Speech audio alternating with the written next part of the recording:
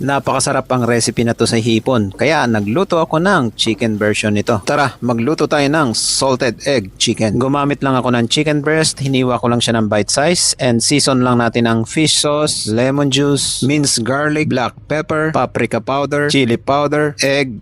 Mix lang natin yan at i-marinate lang natin ng 30 minutes. Saka natin lalagyan ng cornstarch, all-purpose flour. Halo-haluin natin yan hanggang sa maging ganito yung itsura. Saka natin piprituhin yan. Prituhin lang natin yan hanggang sa maging golden brown.